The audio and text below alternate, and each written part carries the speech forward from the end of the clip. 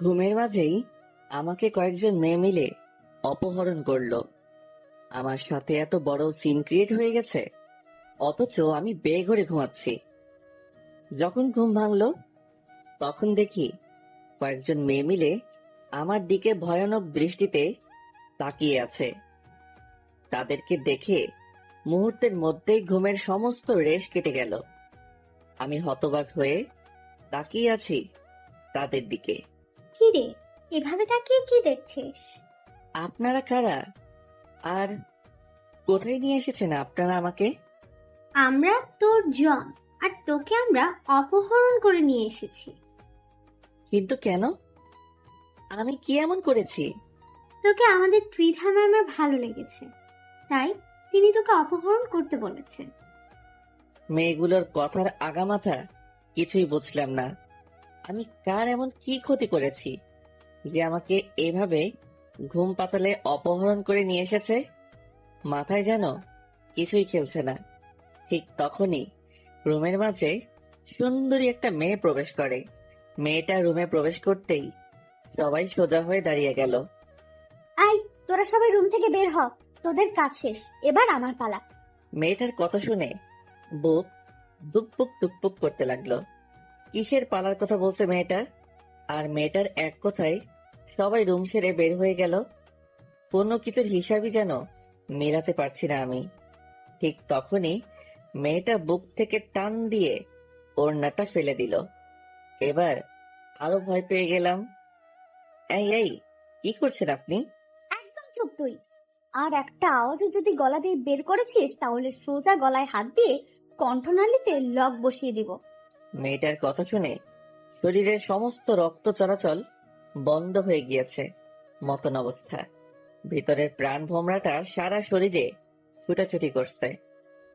প্রাণ ভোমরাটা চাচ্ছে কোথাও গিয়ে লুকিয়ে পড়তে, যেখান থেকে কোনো দিনও এই মেয়ে খুঁজে বের করতে না পারে।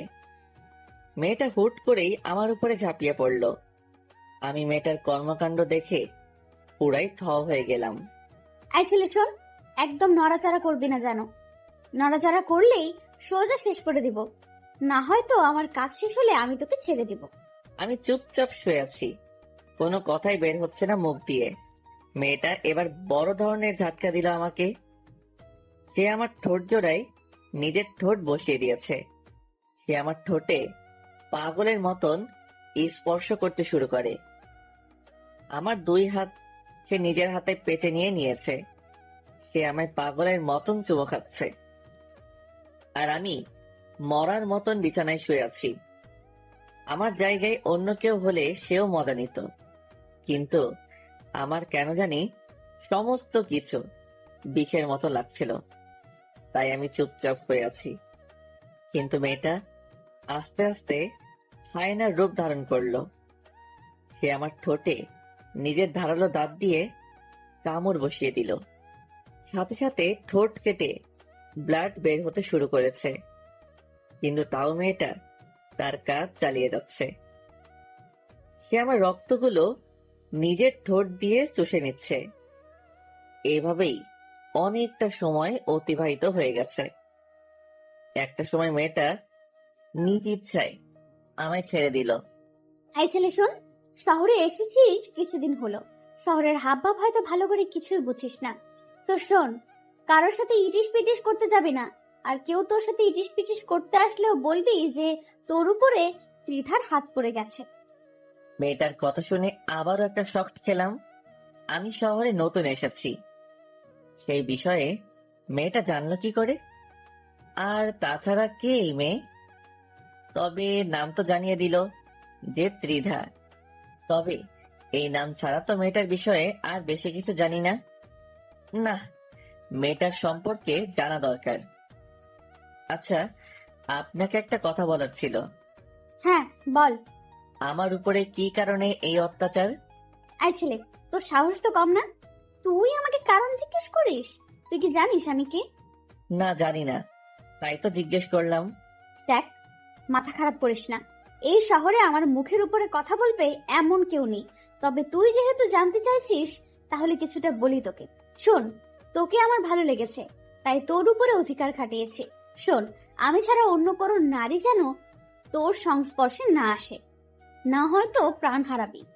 কিছুই বললাম না মেয়েটাকে আর, কারণ বলার মতন কিছুই নেই মেয়েটাকে। এতদিন ধরে দেখে এসেছি যে ছেলেরা মেয়ের উপরে জুলুম আর অন্যায় করে, কিন্তু আজ তার উল্টো দেখলাম। হয়েছে, এবার চলে যা তুই। আমার গাড়ি তোকে তোর বাসা অবধি ছেড়ে দিয়ে আসবে।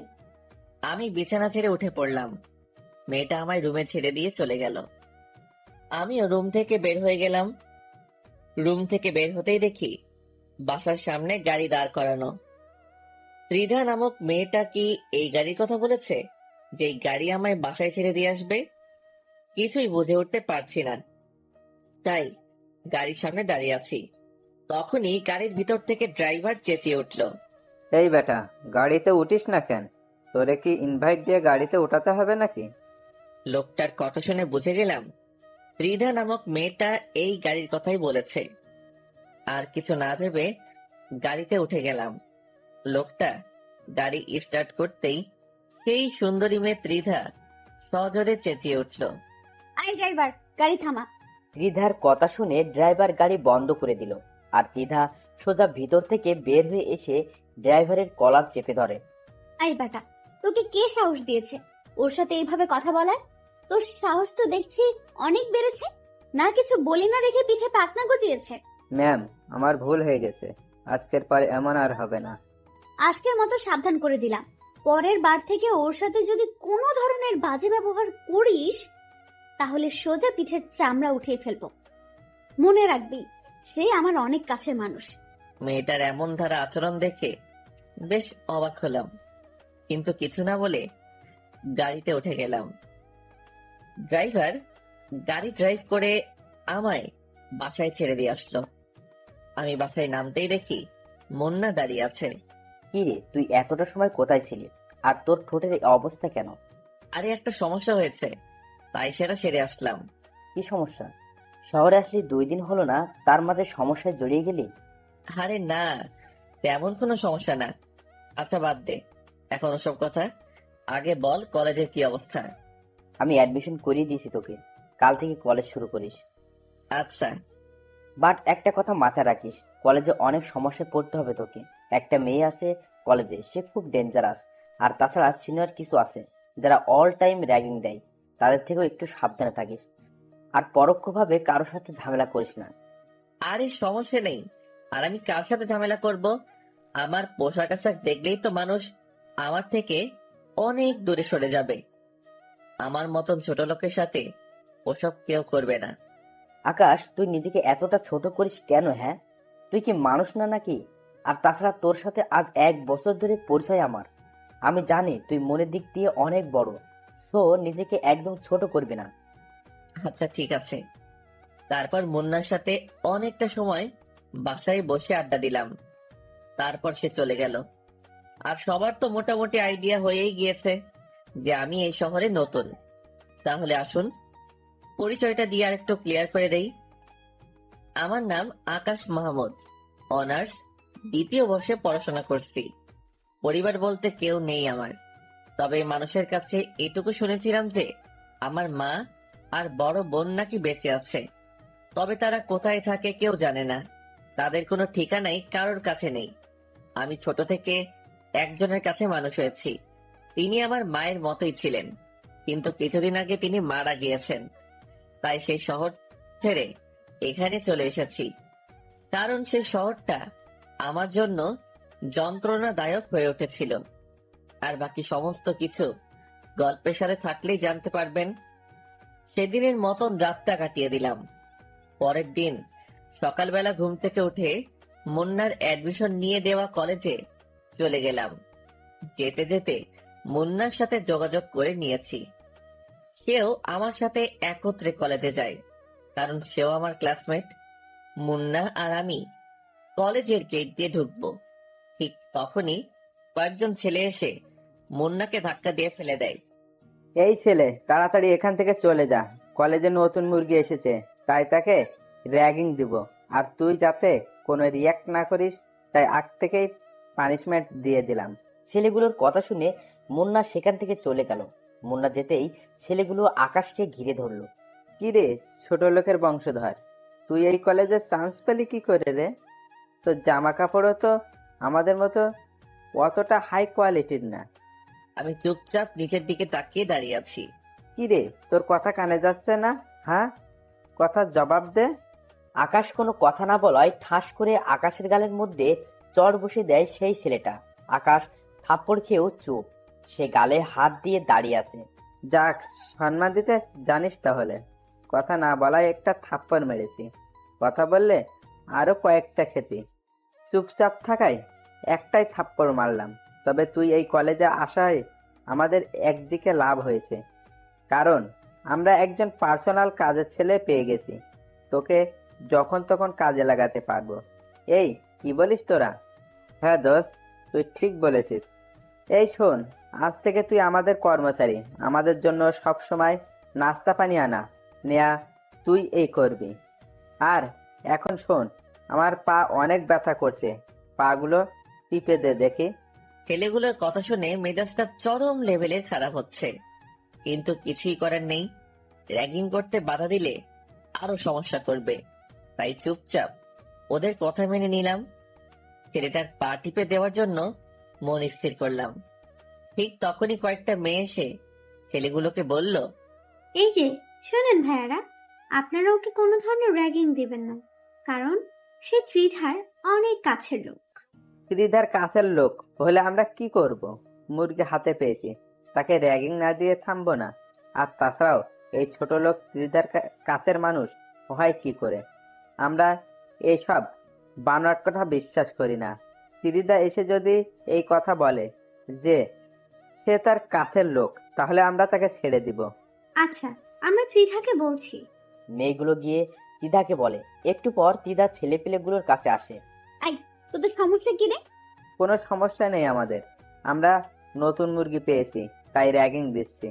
তোদেরকে একবার বললাম যে হয়নি, যে সে আমার কাছের লোক। মানে কি ত্রিধা, এই ছোট লোক তোমার কাছের কেউ? এই কথা যেন কোনো মতেই বিশ্বাস করতে পারছি না। তোদের বিশ্বাস হচ্ছে না তো? দাঁড়া, তোদের বিশ্বাস করাচ্ছি। তিদা আকাশের কাছে এসে ওকে জড়িয়ে ধরে সবার সামনে তার ঠোঁটের মধ্যে কিস বসিয়ে দেয়। এই দৃশ্য দেখে পুরো কলেজ হাঁ করে তাকিয়ে আছে আকাশ আর তিধার দিকে। পুরো কলেজের সকলকেই তাক লাগিয়ে দিছে তিধার এমন কর্মকাণ্ড। সবার চোখ জোড়া কপালে উঠে গেছে তিধার আচরণে। কিছুক্ষণ পর তিধা আকাশকে ছেড়ে দেয়। কিরে, এবার বিশ্বাস হলো তো? তিধার প্রশ্নের উত্তর দেওয়ার পরিস্থিতিতে যেন কেউ নেই, সবাই হতভম্ব হয়ে দাঁড়িয়ে আছে। কিরে, সবার মুখের বুলি কোথায় গেল? ত্রিধা, কি করে সম্ভব এমনটা? কি করে সম্ভব সেটা তো নিজের চোখেই দেখলি, তাহলে এবার ছাগলের মতো চেঁচাচ্ছিস কেন? তিদার কথা শুনে সবাই চুপচাপ হয়ে যায়, কারণ তিদার মুখের উপরে কথা বলবে এমন কারোর বুকের পাটা হয় নাই। আয় ছেলে, চল তুই আমার সাথে। তিদা আকাশের হাত ধরে টানতে টানতে একটা জায়গায় নিয়ে গিয়ে বসায়। আকাশ চুপচাপ বসে আছে। শোন, কলেজে সবাই জেনে গেছে যে তোর উপরে তীর্থা হক জমিয়েছে। আজকের পর আর কেউ সাহস করবে না তোর সাথে বেয়াদবি করার। আর তোর গাল লাল হয়ে আছে কেন? তার মানে কি সেই ছেলেগুলো তোকে র্যাগিং দিয়েছে? আমি চুপচাপ দাঁড়িয়ে আছি, কোনো কথা না বলে। জলদি কথার আনসার না পেলে চরম রাগ উঠে আমার। প্রথমবারের মতন মাফ করে দিলাম, তো এবার বল যে সেই ছেলেগুলো কি তোকে র্যাগিং করেছে? না, র্যাগিং করেনি, কারণ র্যাগিং করার আগেই আপনার মানুষ চলে আসে। তবে থাপ্পড় মেরেছে তারা আমায়। খুব লেগেছে তাই না তোর? তুই টেনশন নিস না, ওদের কি হাল করে সেটা খালি তুই দেখতে থাক। আচ্ছা শোন, চোখটা অফ কর একটু। মেয়েটার কথা শুনে বুঝতে পারছি না যে কি করতে চাইছে সে, তবে মেয়েটার কথা মতন চোখ বন্ধ করে ফেললাম। আর সে আমার গাল দুহাত দিয়ে ধরে অনেক কয়টা চুমু এঁকে দিল গালের মধ্যে। হয়েছে, এবার যন্ত্রণা কমে যাবে তোর। আর তুই এখন সোজা ক্লাসে চলে যা, আমি কিছু সময় পরেই আসছি। ত্রিধার কথা মতন ক্লাসে চলে গেলাম। মনের মধ্যে এক ধরনের তুফান বইছে। কি চায় ত্রিধা আমার কাছে? কেন সে আমার সাথে এমন অদ্ভুত আচরণ করে? হাজারটা প্রশ্ন ঘুরপাক খাচ্ছে ভিতরে, কিন্তু এর কোনো উত্তরই যেন মনে হয় আমি পাবো না। তারপর ক্লাসে চলে গেলাম। স্যার এবং ক্লাসের সকলের সাথে পরিচিত হয়ে নিলাম। সবাই আমার দিকে চোখ পাকিয়ে তাকিয়ে আছে আমার ড্রেস আপ দেখে। আমি লজ্জায় মাথা নুইয়ে রেখেছি। স্যার, ক্লাস করতে শুরু করেছে। আজ কলেজের প্রথম দিন, কেমন যেন বেখাপ্পা লাগছে সবকিছু। তবে আশা করি সেটা সময়ের সাথে সাথে চলে যাবে। মুন্না আমার পাশেই বসেছে। সে কিছুক্ষণ পর পর আমার দিকে চোখ পাকিয়ে তাকাচ্ছে, হয়তো কিছু বলতে চায়, কিন্তু স্যার ক্লাস নেওয়ায় কথা বলতে পারছে না। আমি সেই দিকে ভ্রুক্ষেপ না করে ক্লাসে মন দিলাম। কিছু সময় ক্লাস করার পর হুট করে সেই মেয়েটা আমাদের ক্লাসে আসে। সেই মেয়েটা বলতে ত্রিধা আর কি। তারপর সে এসে স্যারকে বলে, স্যার, আমার কিছু কথা বলার আছে সবার উদ্দেশ্যে। হ্যাঁ ত্রিধা বলো। সবাইকে উদ্দেশ্য করে বলতেছি। এই সেকশনে একটা নতুন ছেলে এসেছে, যার নাম হলো আকাশ। সে আমার প্রিয় মানুষ। ওর সাথে ইটিস পিটিস করার চেষ্টা করবে না কেউ। আমি যদি জানতে পারি যে কেউ ওর সাথে উল্টাপাল্টা কিছু করার ট্রাই করেছে, তাহলে সোজা মেরে কোমায় পাঠিয়ে দেব। তিদার কথা শুনে একজন বলে ওঠে, যে না পোশাক আশাকর, ওকে দেখতে তো ছোট লোকের মতো মনে হয়। ওর সাথে কে ওসব করতে যাবে? মেয়েটার কথা শুনে তিদার চরম পর্যায়ে রাগ উঠে যায়। সে সোজা এসে মেয়েটার গালে ঠাস ঠাস করে কয়েকটা থাপ্পড় লাগিয়ে দেয়। আইনে নিজেকে কি মনে করিস? হ্যাঁ, তার পোশাক আশাক তোদের মতো নামি দামি না দেখে কি সে মানুষ না? নাকি তোরা টাকার গরমে আসমানে চলাফেরা করছিস? কোনটা? তিদার ধমকে মেয়েটা চুপ হয়ে যায়। কিরে, কথা বলছিস না কেন? আমার ভুল হয়ে গেছে। এবারের মতন মাফ করে দিলাম। সবাইকে আবারও বলছি, সে যেমনই হোক না কেন, সে আমার প্রিয় বান্দা। ওর দিকে কেউ আঙুল তুললেও তার আঙুল আমি ভেঙে দেব। আর তোমরা সবাই ওর দেখাশোনা করবে, কারণ আমি এই সেকশনের স্টুডেন্ট না। তাই ওর দেখাশোনা করতে একটু সমস্যা হবে। তাই তোমাদের দায়িত্ব দিয়ে গেলাম, সবাই ওকে দেখে রাখবা। হাই ছেলে শোন, ক্লাস শেষে আমি কলেজের গেটে অপেক্ষা করব। তুই বাসায় যাওয়ার আগে একবার আমার সাথে দেখা করে যাবি।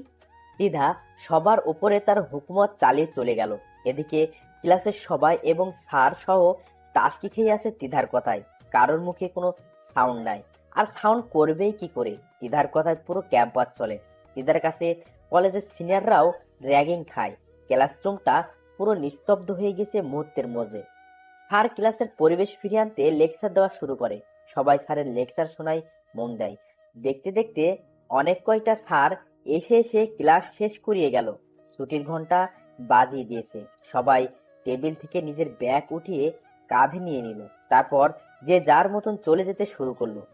আচ্ছা আকাশ, একটা কথা বলতো, ইধা তোকে নিয়ে কি শুরু করেছে? আর কিসের প্রিয় মানুষ দাবি করেছে তোকে? সে তো আমি নিজেও জানি না। কোথাকার প্রিয় মানুষ, কোনখানের প্রিয় মানুষ? তুই যদি নাই জানিস, তাহলে ক্লাসরুমে এসে এভাবে সবাইকে শাসিয়ে গেল কেন? আরে মুন্না, সত্যি আমি কিছু জানি না। আচ্ছা, না জানলে আর কি করা, চল তোর বাড়ি চলে যায়। মুন্না, তোর কি মনে নেই যে সে আমায় ক্লাস শেষ করে দেখা করতে বলেছে? ও হ্যাঁ, যা গিয়ে দেখা করে আয়।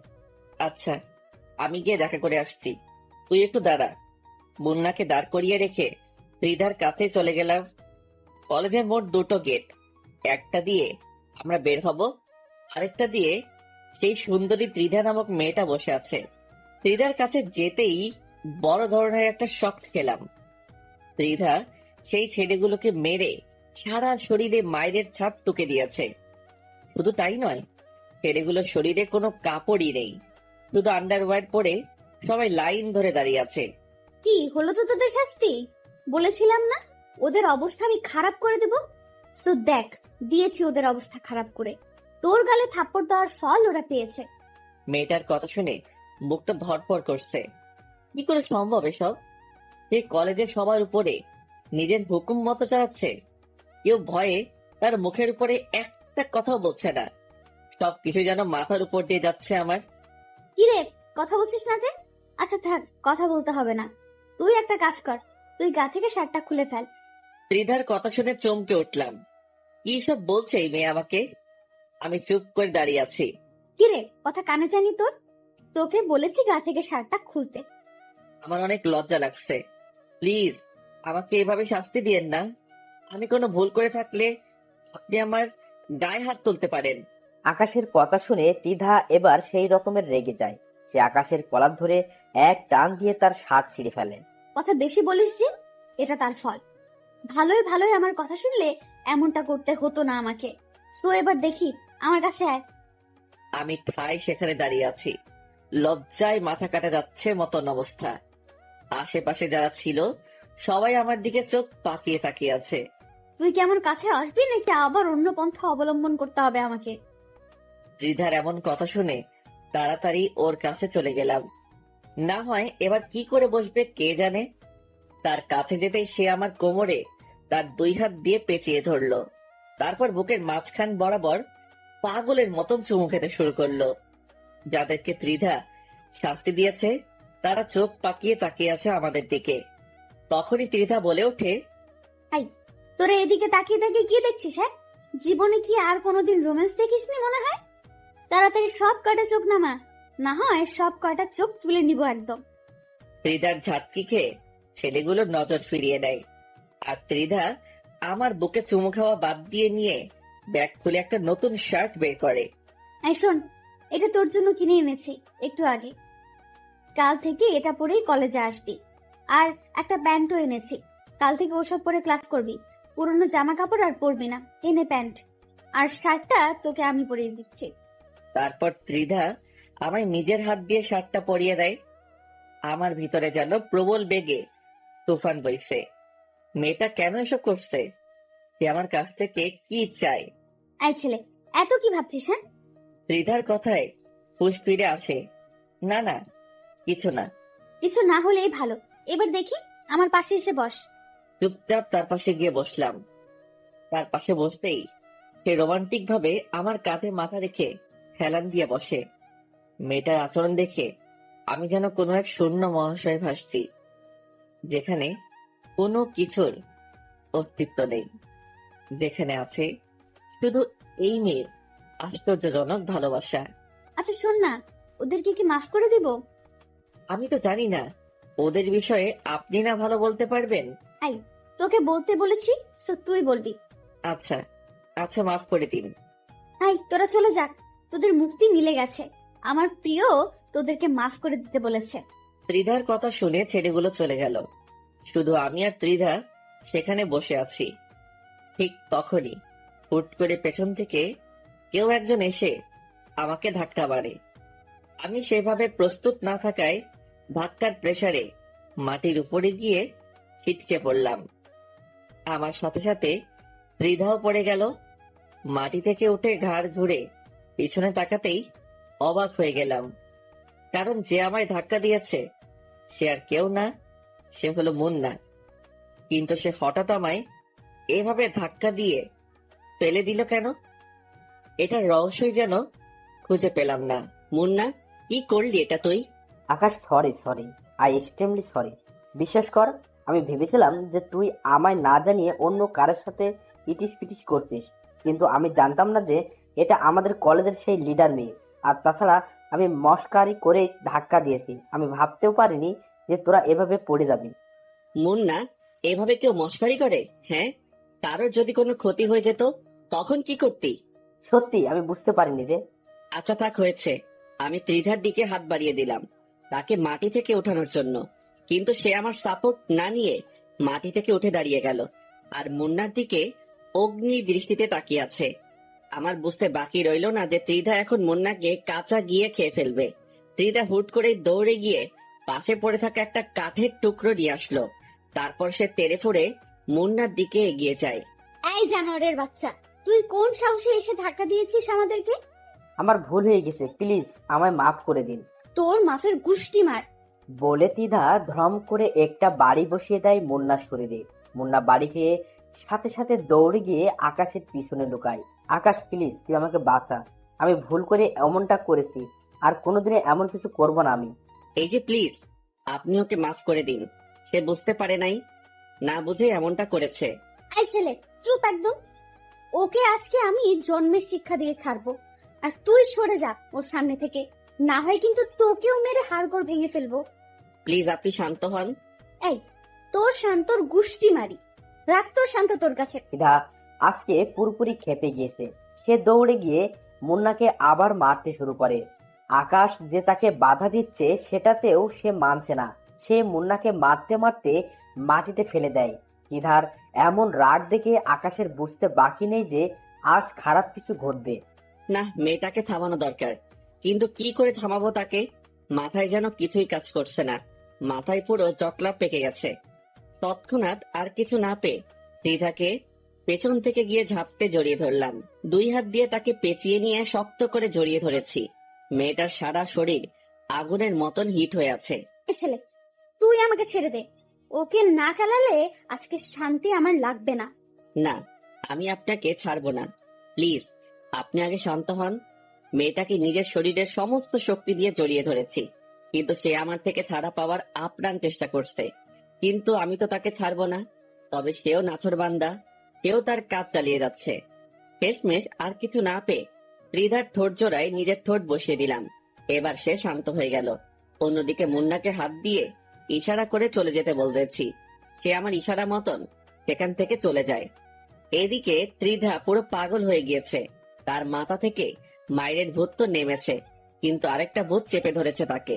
তাকে আমি অনেকক্ষণ যাবৎ ছাড়ার চেষ্টা করছি, কিন্তু সে আমার ঠোঁট জোড়া নিজের আয়ত্তে নিয়ে রেখেছে। তার থেকে কোনোভাবেই নিজেকে ছাড়াতে পারছি না। সে আমার ঠোঁটের অবস্থা 12টা বাজিয়ে দিয়েছে। সে হুট করেই আমার ঠোঁটের মধ্যে নিজের দাঁত বসিয়ে দিয়ে পরে ছেড়ে দেয়। তার ধারালো দাঁত আমার ঠোঁট পুরো ক্ষত করে দিয়েছে। সেই ক্ষতটা থেকে চুইয়ে চুইয়ে রক্ত পড়তে শুরু করে। আমি অবাক চোখে ত্রিধার দিকে তাকিয়ে আছি। এই ছেলে, এইভাবে তাকিয়ে থেকে কোনো লাভ নেই। সবে মাত্র তোর ঠোঁটে স্পর্শ করেছি, এখনো তোর সারা শরীর বাকি আছে। ধীরে ধীরে তোর সারা শরীরে স্পর্শ করব আমি। তোর সারা শরীর আমার, শুধু তোর শরীর না, পুরো তুইটাই আমার। আচ্ছা শোন, এখন বাসায় চলে যা তুই। আমার একটা কাজ আছে, আমি সেটা সেরে বাসায় যাব। আমি সেখান থেকে সোজা বাসায় চলে আসলাম। মনে মনে খালি একটা কথাই বাড়ি খাচ্ছে, এই মেয়েটা কি কোনো ভ্যাম্পায়ার নাকি? না, হয়তো এমনটা কেন করে সে? না দেখি এর শেষ কোথায় হয়। তারপর বাসায় এসে ফ্রেশ হয়ে নিলাম। তারপর খাবারটা শেষ করে বিছানায় গা এলিয়ে দিয়ে ফেসবুকিং করছি। হঠাৎ এই নিউজ ফিডের একটা পোস্ট সামনে এলো। অনেক কয়টা ছেলেকে নাকি একইভাবে মেরে গাছের সাথে লটকে রেখেছে রংবাজ নামক কোন একটা গ্যাংয়ের ছেলে পেলে। এই নিউজ দেখে বুকের ভিতরে ছ্যাত করে উঠল। এই রংবাজ গ্যাং আবার কোথা থেকে উৎপত্তি হলো? এদের কি খেয়ে দিয়ে কোনো কাজ নাই নাকি? তোর মূর্খ সব কয়টা। এসব বিষয়ে আমি নাক না ঘামালেও চলবে। তারপর কিছুটা সময় ফেসবুকিং করে ঘুমিয়ে গেলাম। বিকাল বেলায় ঘুম থেকে উঠতেই মুন্না ফোন দিল। আকাশ, ধন্যবাদ যে আমাকে ওই মেয়ের হাত থেকে বাঁচানোর জন্য। তুই না থাকলে সেই মেয়ে আজ আমাকে মেরেই ফেলতো। আরে বাদ দে ওসব কথা। বন্ধু বন্ধু বিপদে না আসলে কিসের কি? হ্যাঁ সেটাই। আচ্ছা শোন, কোথায় আছিস তুই? কোথায় থাকবো আবার, বাসাতেই আছি। আচ্ছা আমি আসছি, তুই বাসায় এই থাক। আচ্ছা। তারপর ফোন রেখে দিয়ে উঠে হাত মুখ ধুয়ে নিলাম। তারপর বসে বসে মুন্নার অপেক্ষা করছি। একটু পর এই দরজায় কড়া নাড়ালো কেউ। উঠে গিয়ে দরজা খুলে দিলাম। দরজা খুলতেই দেখি ত্রিধা দরজার সামনে দাঁড়িয়ে আছে। ত্রিধাকে দেখে বিশাল রকমের একটা শক খেলাম। এই, আপনি এখানে কেন? সেই কৈফিয়ত কি তোকে দিতে হবে নাকি? না, তা না, আসলে হঠাৎ করে আসলেন তো তাই। আমার যখন ইচ্ছা হবে তখনই তোর কাছে আসবো। তো এবার ভেতরে ঢুক, আর টিভি থাকলে চালু কর। একটু পর টিভিতে একটা রোমান্টিক মুভি দিবে, দুজনে বসে বসে মুভি দেখবো। আর আমি পপকর্নও নিয়ে এসেছি, সেই মজা হবে আজকে। ত্রিধার কথা মতন ভাঙাচোরা টিভিটা চালু করে দিলাম। তারপর দুজনে বসে বসে টিভি দেখছি। ত্রিধা আমায় জড়িয়ে ধরে বুকের উপরে মাথা দিয়ে রেখেছে। ঠিক তখনই মুন্না ঘরের মধ্যে প্রবেশ করে। ত্রিধা আসায় সেই যে দরজা খুলেছি আর লাগাইনি। মুন্না আসার সময় হাতে করে নাস্তা নিয়ে এসেছিল। সে ত্রিধাকে দেখে নাস্তাগুলো সেইভাবেই ঘরের মধ্যে ফেলে রেখে এক দৌড়ে ঘর ছেড়ে পালিয়ে যায়। এই বেয়াদব ছেলে, ওই ছেলে তোর বাসায় কেন এসেছে? সে আমার বন্ধু হয়, তাই এসেছে। তো এইভাবে দৌড়ে পালালো কেন? আপনাকে দেখে। যা, ওকে গিয়ে ধরে নিয়ে আয়। ওকে ধরে এনে আমার সামনে হাজির কর। ত্রিধার কথা মতন বাসা থেকে বের হয়ে মুন্নাকে ফোন দিলাম। এই মুন্না, কই তুই? তোকে ত্রিধা বাসায় আসতে বলেছে, তাড়াতাড়ি বাসায় আয়। আকাশ, আমায় কি মেরে ফেলার প্ল্যান করছিস নাকি তোরা? আরে কি সব বলছিস? হ্যাঁ, তোকে আমরা মেরে ফেলতে যাব কেন পাগল? ত্রিধা তোকে ওর সামনে নিয়ে যেতে বলেছে। তো তুই বাসায় আয়, আর তোর কিছুই হবে না। আমি আছি, তুই আমার উপরে ভরসা রাখতে পারিস।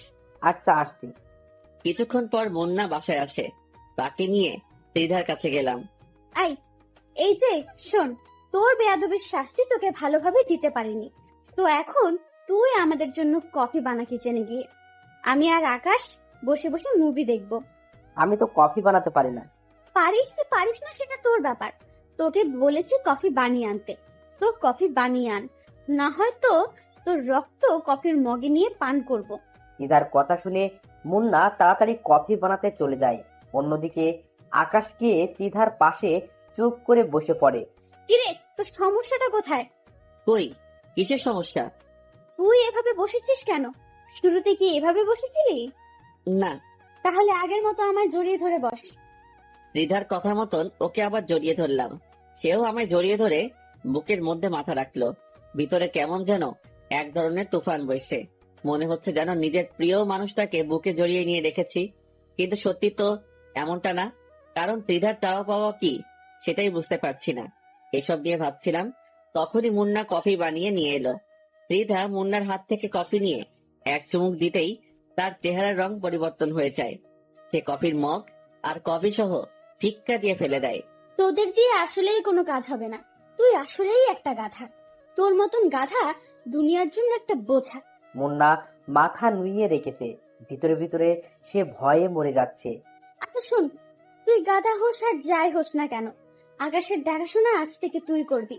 ওর চলাফেরায় যেন কোনো ধরনের সমস্যা না হয়, তার সমস্ত প্রয়োজন তুই পূরণ করবি। তার জন্য যত টাকার প্রয়োজন হয় আমাকে জানাবি তুই। দিদার কথা শুনে আকাশ আর মুন্না দুজনে তাজ্জব হয়ে যায়। কি বলেছি মাথায় ঢুকেছে তোর? জি। হয়েছে, এবার আমি চললাম। আর আকাশ, তুই কালকে তাড়াতাড়ি কলেজে চলে আসবি, আমি অপেক্ষা করব কলেজে। আচ্ছা। তারপর ত্রিধা চলে গেল মুভি শেষ না করেই। ত্রিধা যাওয়ার পর অনেকটা সময় মুন্না আর আমি আড্ডা দিলাম বলতে ত্রিধার বিষয় নিয়ে কথা বলেছি। তারপর রাতে মুন্নাও চলে যায়। পরের দিন সকালবেলায় উঠে ফ্রেশ হয়ে কলেজে চলে গেলাম। রিক্সা করে কলেজে যাচ্ছি। প্রায় পৌঁছে গিয়েছে কলেজে। হঠাৎই দেখি কালকে সেই ছেলেগুলো পথ আটকে দাঁড়িয়ে আছে, যাদেরকে তৃষা মেরেছিল। সেই ছেলেগুলো প্লাস আরো অনেক ছেলে পেলে আছে তাদের সাথে, সবার হাতে লাঠি ছোটা। তাদেরকে দেখে আমি রিক্সা থেকে নেমে গেলাম। মামুর বেটা, আজ তোকে পেয়েছি। তোর জন্য গতকাল ত্রিধার কাছে মার খেয়েছি আমরা, সো আজ তার প্রতিশোধ নিব। আজ তোকে জমের দ্বারে পাঠাবো। দাঁড়া তুই, দেখি আজ তোকে কে বাঁচায় আমাদের হাত থেকে। আমি চুপচাপ দাঁড়িয়ে আছি, আর সামনে প্রায় 20 থেকে 25 জন ছেলে পেলে দাঁড়িয়ে দাঁড়িয়ে ভাবছি কি করব। এখান থেকে কি দৌড়ে পালিয়ে যাব, নাকি তাদেরকে প্রতিঘাত করব। ঠিক তখনই তাদের থেকে একটা ছেলে বলে ওঠে, এই মার শালাকে। আমি তখনও ডিসিশন নিতে পারিনি যে কি করব, কিন্তু তারা সকলেই আমাকে মারার জন্য আমার দিকে তেড়ে ফুরে আসছে। আর আমি হাবলার মতন তখনও দাঁড়িয়ে আছি। কিন্তু হঠাৎ করে ছেলেপেলেগুলো আমার দিকে এগিয়ে না আসে উল্টো রাস্তা ধরে দৌড়াতে শুরু করলো। কিরে, কি হয়েছে ওদের? কিছুই তো বুঝে আসছে না। তাকে দেখে তারা এমন উল্টো দৌড়াচ্ছে। আমি কৌতূহল করে পিছনে ফিরতেই দেখি ত্রিধা প্রায় শতাধিক ছেলেপেলে নিয়ে আমার পিছনে দাঁড়িয়ে আছে। এই ভয়াবহ দৃশ্য দেখে কলিজার পানি যেন মুহূর্তের মধ্যেই শুকিয়ে গেছে আমার। অন্যদিকে যারা আমায় মারতে এসেছিল তারা দড়ি ছেঁড়া গরুর মতন ছুটাছুটি করছে। কে কোন দিক দিয়ে পালাবে দিশকুল পাচ্ছে না। তখনই ত্রিধা চেঁচিয়ে উঠল, এই তোরা সব কয়টাকে ধরে এনে আমার সামনে হাজির কর। তিধার কথা মতন তার ছেলেপিলেগুলো তাদের পিছনে ছুটে যায় যারা পালাতে ধরেছে। আর তিধা এসে আকাশের সামনে দাঁড়ায়। এই ছেলে, তুই ঠিক আছিস তো? হ্যাঁ, আমি ঠিক আছি। ভাগ্যিস, আর একটু দেরি করলে অনেক বড় সমস্যা হয়ে যেত। আল্লাহ বড় বাঁচিয়েছে তোকে, যে আমি সময় মতো চলে এসেছি। কিন্তু ওদেরকে আমার হাত থেকে কেউ বাঁচাতে পারবে না। আমার ছেলে পেলে ওদেরকে ধরে আনতে গেছে, ওদের পিঠের চামড়া আমি আজকে তুলে ফেলবো। তিধা আকাশের সামনে দাঁড়িয়ে আছে। তিধার ছেলেপিলেরা একটু পর ফিরে আসে। আপু, ওদের একটাকে ধরতে পেরেছি, বাকি সব কয়টা পালিয়ে গেছে। আচ্ছা, সমস্যা নেই, যাকে ধরে এনেছিস আগে তার হিসেব নিকেশ করি। ওর সাথে এমন হিসেব নিকেশ করব যে বাকি সব কয়টা ওর অবস্থা দেখে শুধরে যাবে। আমি চুপচাপ ত্রিধার সাথে দাঁড়িয়ে আছি, আর ত্রিধার আগে ফসফস করছে। তার উপরে যেন কোনো ভয়ঙ্কর পিশাচিনি ভর করেছে। সে তার দলের ছেলে একটা থেকে হকি নেয়। তারপর যাকে ধরে এনেছে তাকে গণহারে মারতে শুরু করে। মারতে মারতে সারা শরীর ফাটিয়ে ফেলেছে তার। তারপর সে ছেলেটাকে ছেড়ে দিয়ে তার লোকদের বলে, এই, তোরা বেটাকে একদম চিরতরে পঙ্গু করে দে। আমি আমার খাইশ মিটিয়ে নিয়েছি। আচ্ছা আপু, আমরা দেখছি। ওকে। আই আকাশ, চল তুই আমার সাথে। ত্রিধা আমাকে তার সাথে করে নিয়ে আসলো। তারপর সেখান থেকে নিয়ে এসে সোজা কলেজে চলে গেল। শোন, সোজা ক্লাসে যাবি, একদম কারোর সাথে কোনো রকমের মাখামাখি করবি না। আর কোনো সমস্যা হলে আমাকে ডাক দিবি, মনে থাকবে কথা? আচ্ছা।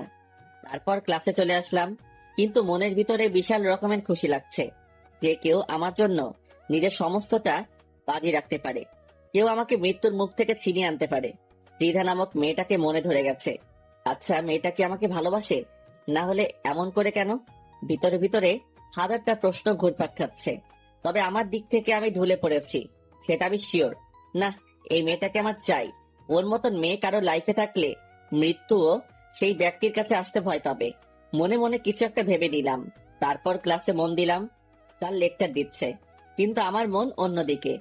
দেখতে দেখতে ক্লাস শেষ হয়ে গেল। আজ মন না ক্লাসে আসেনি। আমি চুপচাপ ক্লাস শেষ করে বের হয়ে গেলাম। ক্লাস থেকে বের হতেই দেখি রিধা অনেক কয়েকজন মেয়ের সাথে গেটের সামনে বসে আছে। সে আমাকে দেখতে পেয়েই ডাক দিল। আই আকাশ, এদিকে আয়। আমি সোজা চলে গেলাম তার কাছে, গিয়ে তার পাশে চুপচাপ বসে পড়লাম। সে আমার ব্যাগ থেকে পানির বোতল বের করে দিল। নে, এটা খা, অনেক সময় তো ক্লাস করে এসেছিস। আমি ভদ্র ছেলের মতন পানির বোতলটা হাতে নিয়ে গটগট করে সবটা খেয়ে ফেললাম। রিধার সাথে মেয়েগুলো আমার দিকে তাকিয়ে আছে। আই ছেলে, তুই এতগুলো পানি খেলি কোন কারণে? নাস্তাগুলো খাবি কি করে এখন? আমি চুপচাপ মেয়েটার দিকে তাকিয়ে আছি। এইভাবে তাকিয়ে লাভ নেই। পানি খেয়েছিস তো খেয়েছিস, নাস্তা শেষ করার আগে যদি উঠেছিস তাহলে সোজা খবর করে দেব। নে খা, হা কর এবার। আমি তাজ্জব হয়ে গেলাম মেয়েটার কথায়। হা করে তাকিয়ে আছি মেয়েটার দিকে। সত্যি, মেয়েটাকে যত দেখছি ততই অবাক হচ্ছি। কি রে, কথা কানে যায়নি তোর? কি বলেছি আমি? আমি তাড়াতাড়ি হা করলাম। সে ব্যাগ থেকে নাস্তা বের করে নিজের হাতে খাওয়াতে শুরু করলো। এদিকে আমার ভিতরে ভালোবাসার জোয়ার বয়ে চলেছে। ইস, মেয়েটা কি রকম কেয়ার করে আমার। সে নিজের হাতেই সবটুকু খাবার আমাকে খাইয়েছে। আমাকে খাওয়া দাওয়া শেষ করিয়ে নিজের ওড়না দিয়ে মুখ মুছে দেয়। সেটা দেখে তার সাথের একজন মেয়ে বলে ওঠে, ত্রিধা, তুই কি পাগল হয়ে গেছিস? সে কখন থেকে দেখছি তুই এই ছোট লোকটার খাতির যত্ন করছিস। তোদের মাঝে কি কিছু চলছে নাকি? আমাকে বল তো। সাদিয়া, মুখ সামলে কথা বল। ওকে নিয়ে একটা বাজে কথাও না। আর তার সাথে আমার কিছু চলছে কি চলছে না তা দিয়ে তোদের কাজ কি? বাপরে, তুই তো দেখি অনেক পরিবর্তন হয়ে গেছিস ত্রিধা। এই ছেলে কি এমন জাদু করেছে তোকে, তুই আমাদের সাথে এভাবে কথা বলছিস? সাদিয়া, আবারও বলছি, মুখ সামলে। আর তোরা এখন যা এখান থেকে, ওর সাথে আমার কিছু কাজ আছে। ওকে, ঠিক আছে, চলে যাচ্ছি। কিন্তু মনে রাখিস, এই ছেলে তোর মান ইজ্জত ডুবাবে। সেটা সে সময় দেখা যাবে, এখন তোরা যা তো। আমি ত্রিধার ব্যবহার দেখে হা করে তাকিয়ে আছি তার দিকে। যেই মেয়ের এত পাওয়ার, সেই মেয়ে আমার মতন একটা ছেঁচড়ার পিছনে ঘুরছে। শুধু তাই নয়, সেই মেয়ে আমার জন্য তার ফ্রেন্ডদেরও পিছু দিতে দুবার ভাবেনি। তার মানে কি মেয়েটা সত্যি আমাকে ভালোবাসে, না এটার পিছনে কোনো ধরনের চক্র চলছে? কে জানে। না, এটা যাচাই বাছাই আমাকে করতেই হবে। আই ছেলে, কোথায় হারিয়ে গেলি তুই? না, কোথায় হারাবো? দেখি, আর একটু কাছে এসে বস, আমি একটু নেশা করব। মেয়েটার কথার আগামাথা কিছু বুঝলাম না, তবে আমি তার সামনে গিয়ে বসেছি। সে হুট করেই ঠোঁট জোড়ায় স্পর্শ করে বসে। মেয়েটার এমন ধারা কাজ দেখে বুঝতে বাকি রইল না যে সে এটাকেই নেশা বলেছে। মেয়েটা চুমু খেয়ে চলেছে, কিন্তু আজ আমিও চুপ নেই।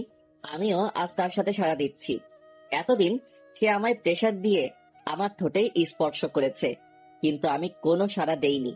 কিন্তু আজ কেন জানি তার উল্টো করলাম। আজ তার মোহে পড়ে গেছি। পাগলের মতন চুমু খাচ্ছি দুজন দুজনকে, কিন্তু হুট করে সে আমাকে ধাক্কা দিয়ে সরিয়ে দিল। আই ছেলে, বাসায় চলে যা তুই।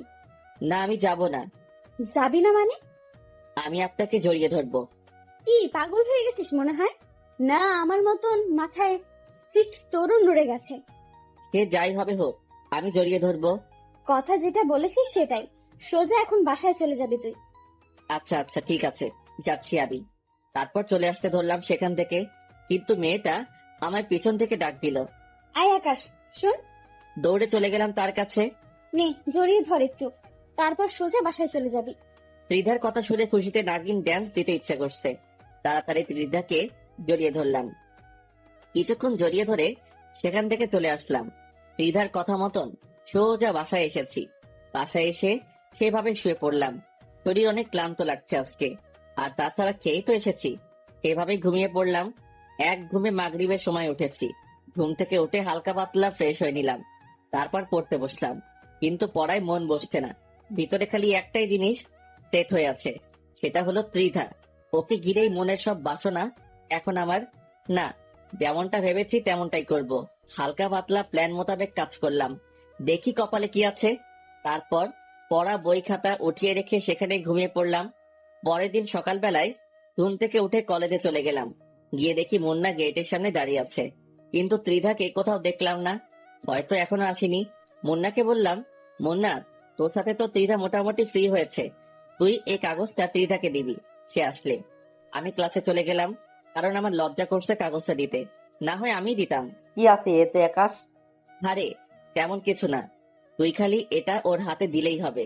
দেখিস উল্টো পাল্টা কিছু হলে কিন্তু পরে আমাকে কেলাবে। আরে না, কিছুই হবে না, সে একটু পরেই আসবে। তুই এটা দিয়ে সোজা ক্লাসে চলে আসবি, আমি ক্লাসে আছি।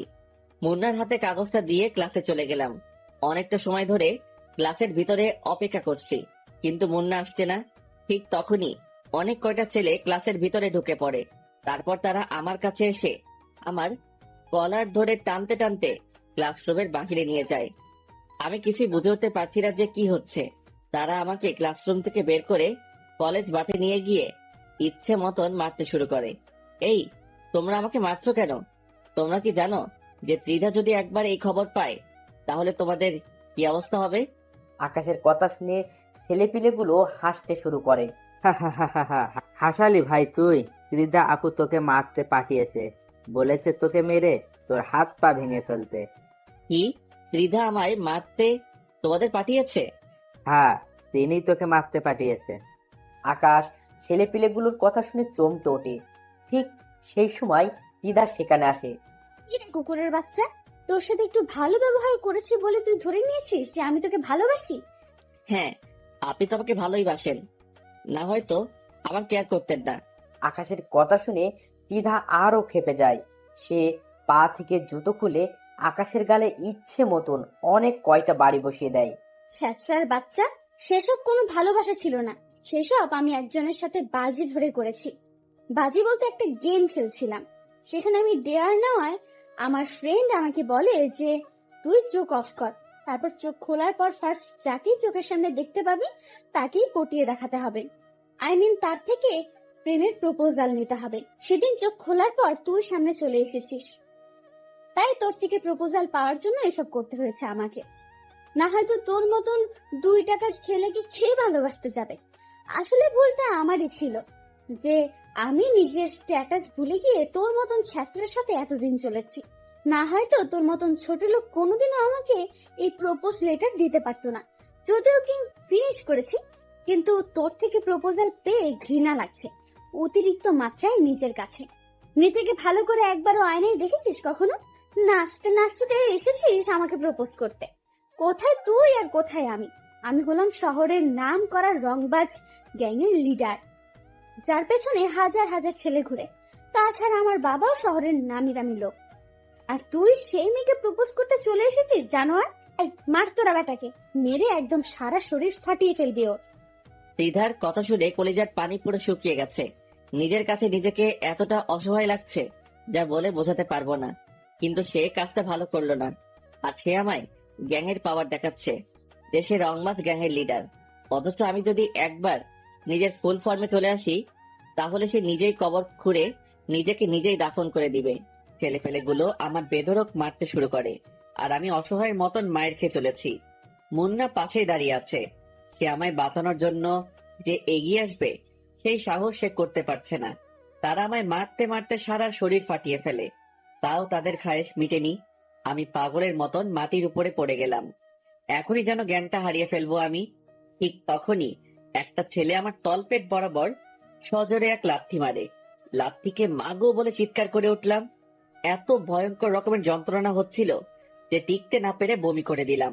তারা আমার এই ভয়াবহ অবস্থা দেখে মুক্ত করে দিল আমাকে। এই থাক, আর মারিস না ছোট লোকটাকে, না হয়তো পরে সোজা উপরেই চলে যাবে, তারপর আরেক বিপদ বাঁধবে তখন। রিধার কথা মতন ছেলেপিলেগুলো মার বন্ধ করে দেয়। তারপর তারা চলে যায়। তারা চলে যেতেই মুন্না দৌড়ে আসে আকাশের কাছে। এই আকাশ, ঠিক আছিস তো তুই? দেখি, উঠে দাঁড়া। মুন্না আকাশের হাত ধরে তাকে মাটি থেকে ওঠায়। এই আকাশ, তোর অবস্থা তো বেশি একটা ভালো না, চল তোকে নিয়ে হসপিটালে যাই। তার কোনো প্রয়োজন নেই, তুই ক্লাসে চলে যা, আর আমি বাসায় চলে যাচ্ছি। এই আকাশ, তুই কি পাগল হয়ে গেলি? হ্যাঁ, তোর শরীরের অবস্থা একবারও দেখছিস তুই? মুন্না, আমি তোকে বলেছি তুই ক্লাসে চলে যা। না, আমি ক্লাসে যাব না। আমি এখান থেকে তোকে নিয়ে সোজা হসপিটালে যাব। এই মুন্না, তোকে আমি বলেছি হসপিটালে যেতে, তুই তারপরেও আমার মুখের উপরে কথা বলছিস কোন সাহসে? খুব জোর চেঁচিয়ে বলে। মুন্না আকাশের ভয়ঙ্কর চেহারা দেখে ভয় পেয়ে যায়। আচ্ছা আচ্ছা, আমি ক্লাসে যাচ্ছি, কিন্তু প্লিজ তুই সোজা গাড়ি নিয়ে বাসায় চলে যা। হ্যাঁ, আমি বাসায় চলে যাব, তুই এখন ক্লাসে যা। আচ্ছা, চললাম। মুন্না ক্লাসে চলে গেল, আর আমি সেখান থেকে চলে আসলাম। মাথা যেন চরকির মতন ঘুরপাক খাচ্ছে, সচ্ছলভাবে হাঁটার শক্তিটাও হারিয়ে ফেলেছি। কিন্তু তাও আমি নিজের জোরে কলেজ থেকে বেরিয়ে গেলাম, কারণ এত পরিমাণ লজ্জা লাগছে নিজের কাছে, যা বলে বোঝাতে পারবো না। তারা যখন আমায় মেরেছে, তখন পুরো কলেজ আমার দিকে চোখ পাকিয়ে তাকিয়েছিল। আজকের পর পুরো কলেজ আমায় বাঁকা চোখে দেখবে। সবার চোখে কালার হয়ে গেলাম এই যাত্রায়। রাস্তা দিয়ে হাঁটছি আর এসব কথা ভাবছি, কিন্তু হঠাৎ এই মাথাটা বিশাল রকমের চক্কর দিয়ে উঠল। আমার সমস্ত দুনিয়াদারি ঘুরতে শুরু করলো, চোখে যেন আর কিছুই দেখতে পাচ্ছি না। হুট করেই মাথায় হাত দিয়ে রাস্তার মাঝে বসে পড়লাম। ঠিক তখনই কোথা থেকে যেন অল্প বয়সী একটা মেয়ে দৌড়ে আসে আমার দিকে। এই যে, কি হয়েছে আপনার? আর আপনার সারা শরীরে এইসব কিসের দাগ? আমার মাথা অনেক ঘুরছে, আর এসব চোট পেয়ে হয়েছে। দেখি চলুন আপনি আমার সাথে, পাশেই আমার বাসা, সেখানে কিছুটা সময় রেস্ট নিয়ে বাসায় চলে যাবেন না হয়। ইস, কতখানি লেগেছে আপনার। মেয়েটার কথা শুনে ভিতরটা ফেটে যাচ্ছে, কারণ সেও মেয়ে আর ত্রিধাও একটা মেয়ে। এই মেয়ে আর ত্রিধার ভিতরে আকাশ পাতাল ব্যবধান। কেউ মেরে মানুষের ভিতরটাকে জখম করে দিচ্ছে, আর কেউ সে মানুষটাকে বাঁচানোর জন্য হাই হতাশ করছে। মেয়েটা আমায় ধরে ধরে তার বাসায় নিয়ে গেল, তারপর আমায় রুমের মাঝে নিয়ে গিয়ে সোফায় বসিয়ে দিল। পরে সে ভিতরে গেল। এদিকে আমার যন্ত্রণা আরো বেড়ে গেছে, আর টিকে থাকতে পারলাম না, সেভাবেই জ্ঞান হারিয়ে ফেললাম। 3 দিন পর জ্ঞান ফিরে এসেছে। জ্ঞান ফিরে আসতেই দেখি আমি বিছানার উপরে শুয়ে আছি, আর পাশে সেই মেয়েটা আরেকজন মহিলা বসে আছেন। সম্ভবত মেয়েটার মা উনি। এখন কেমন লাগছে বাবা তোমার? জি ভালো। আজ 3 দিন পর তোমার জ্ঞান ফিরেছে। এই 3 দিনে কতটা টেনশন হচ্ছিল জানো? কি 3 দিন পর আমার জ্ঞান ফিরেছে মানে? হ্যাঁ বাবা, আমার মেয়ে তোমার বাসায় নিয়ে আনার পর এই তুমি জ্ঞান হারিয়ে ফেলেছো, আর আজ এই তোমার জ্ঞান ফিরেছে। মহিলাটার কথা শুনে চোখ কপালে উঠে গেল। আজ 3 দিন আমি অচেতন। কি থেকে কি হচ্ছে এসব? আচ্ছা বাবা, তোমার এমন অবস্থা কি করে হলো? আসলে কি বলবো, লজ্জার কথা, তবুও বলছি। আমি একজনকে ভালোবাসতাম, কিন্তু সে আমার সাথে গেম খেলেছে। তার এই গেম সম্পর্কে আমার ধারণা ছিল না। যখন আমি তাকে নিজের ভালোবাসার ইজহার করি, তখন সে লোক দিয়ে আমায় বেধড়ক পিটুনি দিয়েছে। মানুষের মনুষ্যত্ব বলতে কি কোনো কিছুই নেই নাকি? আসলে দুনিয়াটা আজ খারাপ মানুষদের দখলে। এই যে আমার মেয়েটাকে দেখেছো? তার বাবাকে আমি ভালোবেসে বিয়ে করেছিলাম, কিন্তু সে আমার পুরো দমে মেরে দিয়েছে। পরিশেষে না পেরে তাকে ছেড়ে দিয়ে চলে এসেছি। কিন্তু মানুষটা নাকি কিছুদিন আগে মৃত্যু হয়েছে। তার মৃত্যুর খবর শুনে আমার বিন্দু পরিমাণ আফসোস হয়নি, কারণ সে তার পাপের ফল পেয়েছে। বাবা, তুমি চিন্তা করিও না। যে তোমার সাথে খারাপ আচরণ করেছে, সেও সঠিক সময়ে তার শাস্তিটা পেয়ে যাবে। হয়তোবা পাবে। আচ্ছা বাবা, তোমার বাসা কোথায়, আর কে কে আছেন তোমার বাসায়? আমার বাসা এই শহরেই, একাই থাকি এই শহরে, আর পরিবার বলতে কেউ নেই। আমি একাই পরিবারের সদস্য। তবে হ্যাঁ, একজন আমায় ছোট থেকে লালন পালন করেছে, কিন্তু তিনি মারা গিয়েছেন কিছুদিন আগে। আগে অন্য শহরে ছিলাম, কিন্তু তিনি মারা যাওয়ার পর এই শহরে চলে আসি। এখানকার একটা কলেজে অ্যাডমিশন নিয়েছে। ইসরে, অনেক কষ্ট হয় চলতে তোমার, তাই না? না আন্টি, তেমন কিছুই না। আচ্ছা, এবার আমার যাওয়া উচিত, কারণ এমনিতেই অনেক ঝামেলায় ফেলে দিয়েছে আপনাদেরকে। এই ছেলে, একদম নড়বে না বিছানা থেকে। কিসের কষ্ট? হ্যাঁ, তুমি আমার ছেলেরই মতো। তো কোথাও যাবে না এখন তুমি। যতদিন তুমি সুস্থ হবে না ততদিন তুমি এখানেই থাকবে। মা বয়সী মানুষটার কথা শুনে হা করে তাকিয়ে আছি। দুনিয়ায় সত্যি ভালো মানুষ আছে। আচ্ছা শোনো, আমি কিছু খাবার এনে দিচ্ছি, তুমি সেগুলো খেয়ে নাও, কারণ আজ 3 দিন ধরে তুমি না খাওয়া। তিনি আমার জন্য খাবার আনতে চলে গেলেন, আর তিনার মেয়েটা আমার পাশে বসে আছে। আচ্ছা, আপনি মনে হয় মানুষটাকে অনেক ভালোবাসতেন, তাই না? হ্যাঁ, সত্যি মানুষটা অনেক বেশি কষ্ট পাবে এই ব্যবহারের জন্য। অবশ্যই সে বুঝবে একদিন। এইভাবেই কয়েকটা দিন কেটে গেল বাড়ির মানুষগুলোর সাথে। মানুষগুলো সত্যি অনেক ভালো। আমায় সুস্থ করার জন্য তারা আপ্রাণ চেষ্টা করেছে।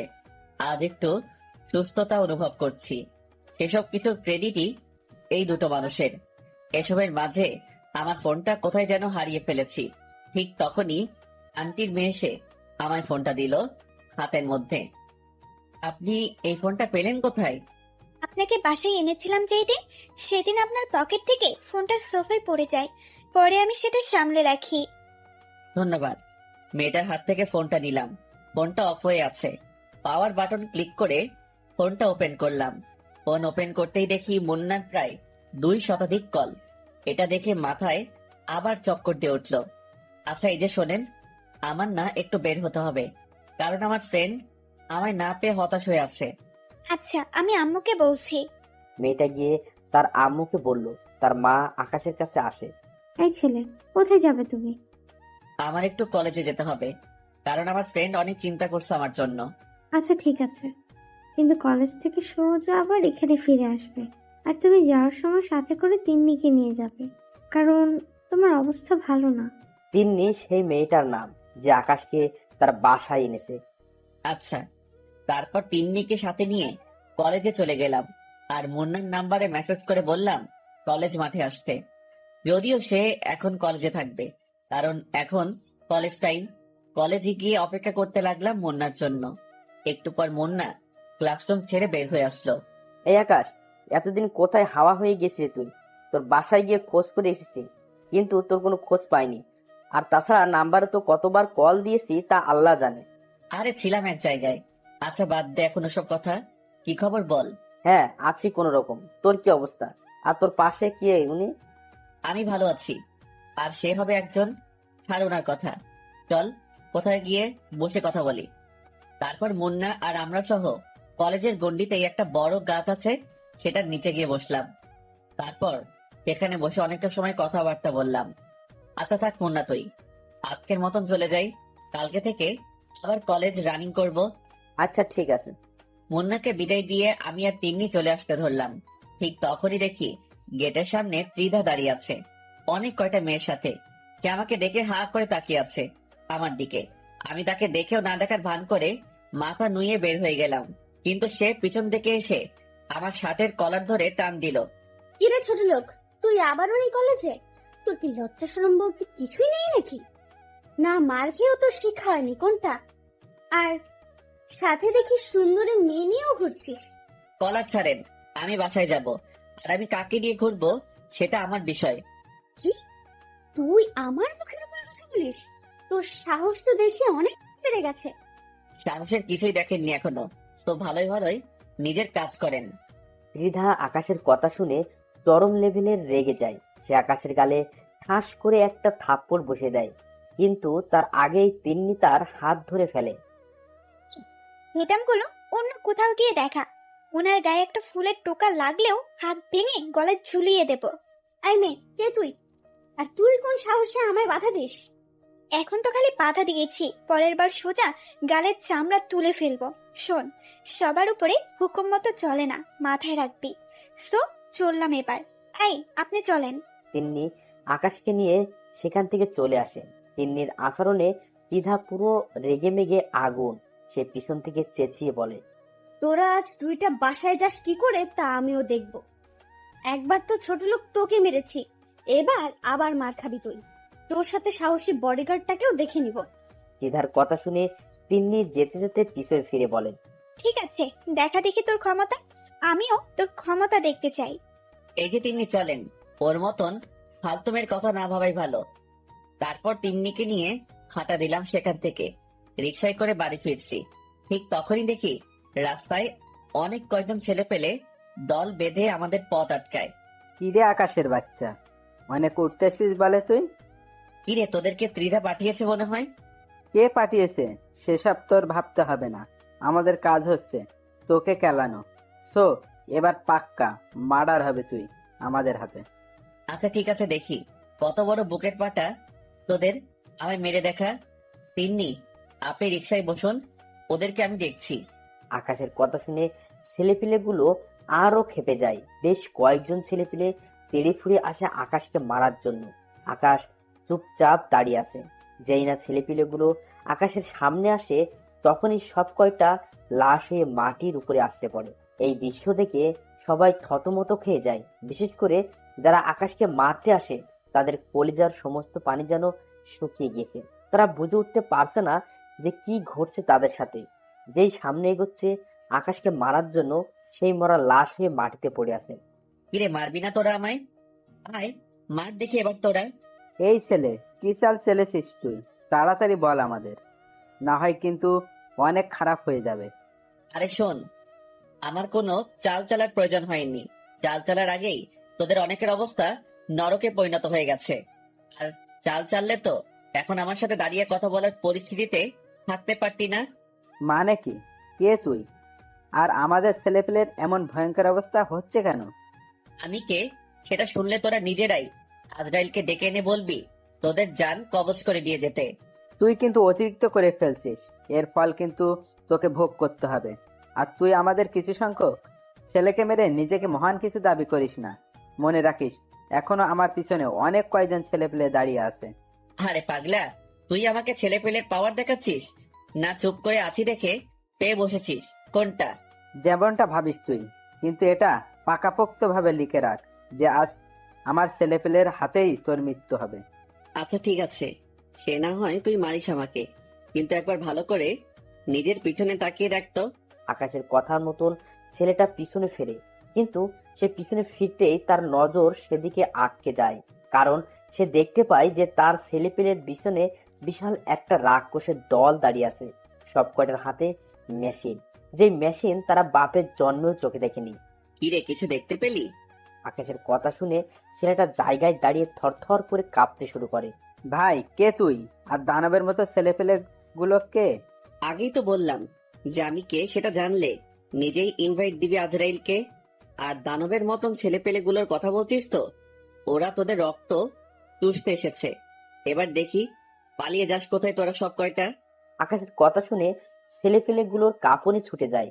সবাই যেন নিজের চোখের সামনে মৃত্যুকে দেখতে পাচ্ছে। ত্রিধা, তুই পাওয়ার ভুল মানুষের সাথে এসে দেখিয়েছিস। তোর আগে মানুষ যাচাই করে নেওয়া উচিত ছিল, কিন্তু তা তুই করিসনি। পোশাক দেখেই মানুষকে বিবেচনা করেছিস তুই। সেটার ফল এবার তোকে ভোগ করতে হবে। কিন্তু তোকে আমি আরো কিছুটা দিন সময় দিব ওড়ার জন্য, কারণ এখনো তোর প্রতারণার ঘোর কেটে উঠতে পারিনি। সেটা কেটে উঠি, তারপর তোর সাথে আমার খেলা হবে। আর এই, তোরা এদের সব কয়টাকে উপরে পাঠিয়ে দে, আমার কাজ আছে, আমি চললাম। এই তিন্নি চলেন। আমি আর তিন্নি হাঁটা দিলাম। তিন্নি আমার দিকে চোখ পাকিয়ে পাকিয়ে তাকাচ্ছে। অন্যদিকে আমার ছেলে পেলে তাদের খেল শুরু করে দিয়েছে। কিন্তু হুট করেই যে ছেলেটা এতটা সময় আমার সাথে কথা বলেছে, সে এসে আমার পায়ের উপরে হুমড়ি খেয়ে পড়ে। ভাই, আমাকে মাফ করে দিন। সত্যি আমি জানি না যে আপনি কে আর কি আপনার পরিচয়। তবে এটা বলতে পারি যে আমি অনেক বড় ভুল করে ফেলেছি আপনাকে মারতে এসে। প্লিজ ভাই, আপনার পা ধরে কুড়ো জোরে ক্ষমা চাচ্ছি। আল্লাহর ওয়াস্তে আমাদেরকে মাফ করে দিন। কেন এখন কেন? তোরা না আমায় মারতে চেয়েছিলি, কিন্তু এখন কেন পা ধরে মাপ চাইছিস? ভাই, আমরা আপনাকে চিনতে পারিনি। আমি শিওর যে আপনি অনেক বড় মাপের কেউ হবেন, না হয়তো আপনার জন্য এত মানুষ কখনোই আসতো না। আর তাছাড়াও যারা এসেছে তাদেরকে দেখে মানুষ বলে মনে হচ্ছে না। তাদেরকে দেখেই মনে হচ্ছে যেন তারা কোনো বনের হিংস্র হায়েনা। তারা রক্তের নেশায় বন ছেড়ে লোকালয়ে উঠে এসেছে। ভাই প্লিজ, আপনার পা দুটো ধরে মাফ চাচ্ছি। আজকের পর কোনোদিন আর এই দুঃসাহস করব না। আচ্ছা ঠিক আছে, যা, মাফ করে দিলাম। কিন্তু কিন্তু কি কিন্তু ভাই? একটা শর্তে মাফ করব। ভাই আপনি একবার মুখ ফুটে বলেন, খালি আমরা আপনার সব শর্তে রাজি। তুই এখন ত্রিধাকে ফোন দিয়ে বলবি যে আকাশকে শেষ করে দেওয়া আমাদের সাহসে কুলোয়নি। তো আপনার বিষয়ে আপনি দেখেন, আমরা আর নাই এসবের মাঝে। তারপর ফোন কেটে দিবি। ভাই এক্ষুনি আমি ফোন লাগাচ্ছি। ছেলেটা ফোন লাগিয়ে দিয়ে দিদাকে সেম কথা বলে যা আকাশ তাকে শিখিয়ে দিয়েছে। ভাই এবার তো আমাদের ক্ষমা করে দিবেন। হ্যাঁ, তোদের ক্ষমা করে দিয়েছি। এই, তোমরা আর কেউ ওদেরকে মেরো না। ওদের হিসাব নিকাশ এখানেই শেষ। আর শোন, তোদেরকে যেন এসবের মাঝে আর কোনোদিন না দেখি। আর যারা এখন আমায় মারতে এসে নিজেকে শেষ করেছে, তাদের লাশ জানাজা দিয়ে মাটির নিচে দাফন করে দিবি। ভাই আপনার হুকুম যেমন করেছেন আমরা তেমনই পালন করব। আকাশের কথা মতন ছেলেপিলেগুলো তাদের সহপাঠীদেরকে নিয়ে চলে যায়, আর আকাশের ছেলেপিলেরাও চলে যায়। এদিকে আকাশ রওনা হয় তিন্নিকে নিয়ে বাসার উদ্দেশ্যে। যেতে যেতে তিন্নি আকাশকে জিজ্ঞাসা করে, আচ্ছা, আমার কিছু জানার ছিল। হ্যাঁ বলেন। আচ্ছা, আপনি কে বলেন তো? আর এত ছেলে পেলে আপনার পক্ষ হয়ে আসলো, তার মানেটা তো বুঝলাম না। সত্যিটা বলবো না মিথ্যা বলবো? অবশ্যই সত্যিটা বলবেন। আমি ঘুমিয়ে যাওয়া কোনো ভয়ঙ্কর চিতাবাঘ, যার পিছনে হাজার হাজার ছেলে পেলে কাজ করত। কিন্তু এখন সেসব কিছুতেই নেই। এখন একদম সাধারণ জীবন যাপন করছি। আর ছেলেপেলেগুলো আমার খবর পেয়ে এসেছে। ঘুমিয়ে যাওয়া ভয়ঙ্কর চিতাবাঘ বলতে কি বোঝালেন? ঠিক বুঝলাম না। আর হাজার হাজার ছেলে পেলে কেন আপনার জন্য কাজ করতো? সেসব না হয় পরে কোনো এক সময় জানতে পারবেন। এখন চলেন বাসায় যাই। আচ্ছা ঠিক আছে, চলেন। তিন্নিকে নিয়ে বাসায় চলে আসলাম। তিন্নির মা আর তিন্নি কেমন যেন আপন হয়ে গিয়েছে আমার। এই দুজন মানুষকে যখন ছেড়ে যাব আমি, তখন হয়তো মনের মধ্যে বিশাল পাহাড় সমান কষ্ট নিয়ে যেতে হবে। এসব ভাবতে ভাবতে বাসায় চলে আসলাম। বাসায় যেতেই দেখি আন্টি খাবার দাবার রেডি করে রেখেছে। মানুষটা একদম আমার লালন পালন করা মায়ের মতন। ওনাকে দেখে কেমন যেন মায়ের ফিল আসে। শুধু তাই নয়, অনেক কষ্ট হয় তাদের এই অবস্থা দেখে।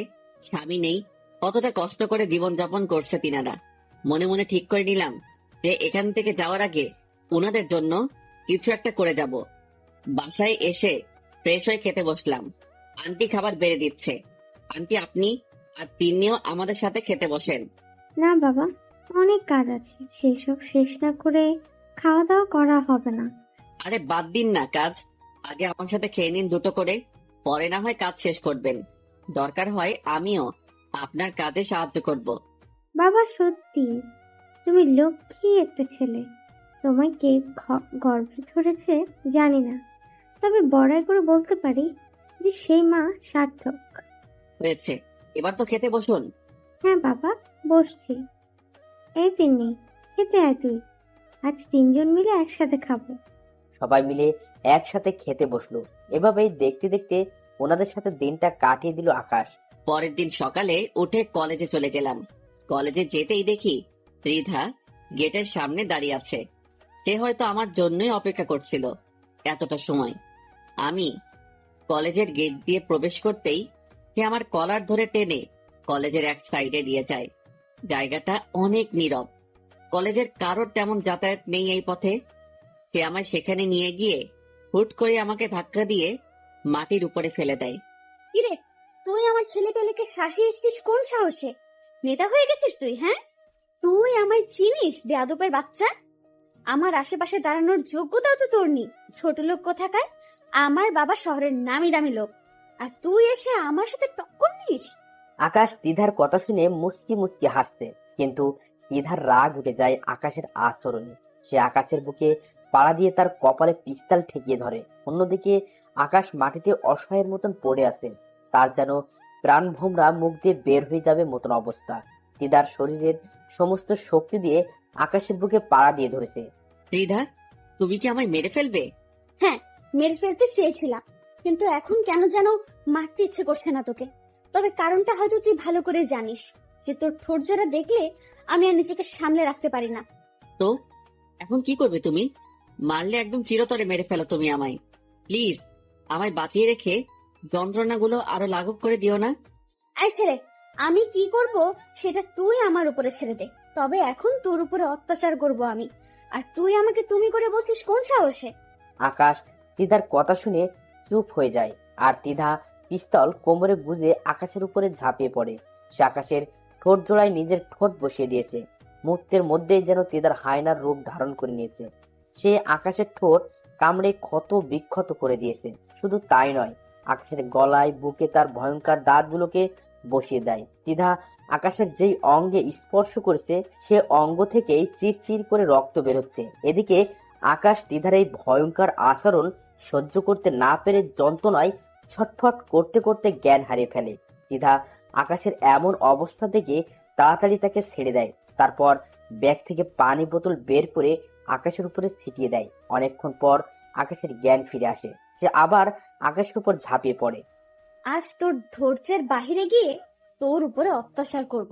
কিন্তু আকাশ এবার আর চুপ করে থাকে না। সে শরীরের সমস্ত শক্তি দিয়ে তিধাকে ধাক্কা মারে। তারপর মাঠ থেকে উঠে দাঁড়িয়ে যায়, আর তিধা ধাক্কার টান সামলাতে না পেরে মাটির উপরে গিয়ে আছড়ে পড়ে। এই শরীর খেকর বংশধর, তুই নিজেকে কি মনে করিস? হ্যাঁ, বলেই ঠাস ঠাস করে কয়েকটা থাপ্পড় বসিয়ে দিলাম। অনেক অত্যাচার করেছিস, তাই এটা তোর প্রাপ্য। আর তোকে শুরুতেই বলেছি আমায় মেরে ফেল, কিন্তু তুই আমায় মারিসনি, বরং আমার কষ্ট আরো বাড়িয়ে দিয়েছিস। আর সেই কষ্টই এখন তোর জন্য কাল হবে। আজ তুই দেখবি আমার আসল রূপ। বলেই শরীর থেকে শার্টটা খুলে ভিক্ষা দিয়ে মাটির উপরে ফেলে দিলাম। পর ত্রিধার উপরে ঝাঁপিয়ে পড়লাম অট্টহাসি একটা দিয়ে। হা হা হা হা হা।